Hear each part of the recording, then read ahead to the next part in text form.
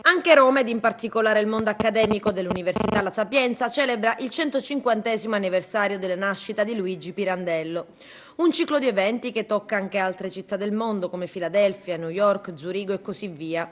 Ieri è stata la volta della capitale d'Italia. Dopo il presidente del Senato Pietro Grasso e il sottosegretario ai beni culturali Antimo Cesaro, queste le parole del sindaco della città dei Templi, Firetto. L'Agrigentino si è sentito dire assai spesso e ne ha fatto quasi un'azione di una donza, siete pirandelliani, come per dire siete la città del paradosso. Voi stessi siete isole, ciascuno di voi è isola di paradosso.